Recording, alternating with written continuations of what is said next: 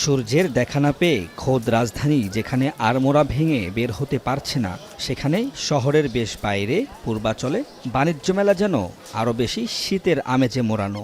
তাই ছুটির দিনে দুপুরের আগ পর্যন্ত খুব একটা ক্রেতা দর্শনার্থীর ভিড় ছিল না। তাতে কিছুটা অবসর মেজাজেই সময় কাটছে মেলার শৃঙ্খলার দায়িত্বে থাকা সদস্যদের। সুযোগ মিলেছে খোশগল্পের। তবে তীব্র এই শীত উপেক্ষা করেই দুপুরের পর থেকে বাড়তে থাকে দর্শনার্থী। অনেকেই এসেছেন দূর দূরান্ত থেকে সপরিবারে। কেনাকাটার চেয়ে ছুটির দিন উদযাপনই যেন তাদের মূল উদ্দেশ্য। ঠান্ডা বেশি হওয়ার কারণে লোকজন হয়তো এখনো আসেনি, তো এই চিন্তা করে সকাল সকাল চলে আসলাম যাতে কম ভিড়ের মধ্যে আমরা পুরোটা কভার করে দেখতে পারি। আমরা আসলে অফ ডে তো, সেই জন্য বাণিজ্য মেলায় ঘুরতে আসলাম। টোটাল পরিবেশটা এত ভালো, আর এবারই প্রথম হচ্ছে আমি আমার মেয়ে সহ আসলাম বাণিজ্য মেলায়। শীতের দিন বলে কি শিশুরা ঘুরবে না? তারাও এসেছেন শীত নিবারক ভারী পোশাক পরে। শিশুদের জন্য রয়েছে আলাদা কর্নার, যেখানে মেতেছেন আনন্দ উচ্ছ্বাসে।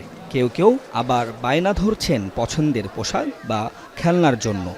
আজকে ছুটির দিন, আমার বন্ধু আমার বাবার বন্ধু আজকে অনেক কিছু কিনবো। আমরা অনেক ঘুরবো, কেনাকাটা করব।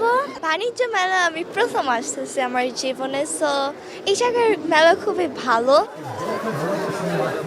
এদিকে প্রথম ছুটির দিনে আশানুরূপ বিক্রি না থাকায় খানিকটা চিন্তিত ব্যবসায়ীরা। তবুও আশা সময় গড়ালে বাড়বে বিক্রি।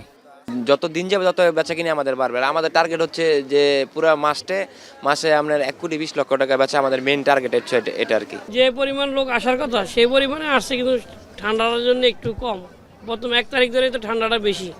বিশ্বের 60টি দেশের 11টি প্রতিষ্ঠান সহ বাণিজ্য মেলায় আছে 362টি স্টল। প্রতিদিন সকাল 10টা থেকে রাত 9টা পর্যন্ত খোলা থাকবে মেলা প্রাঙ্গণ। ওমর ফারুক, এখন, ঢাকা।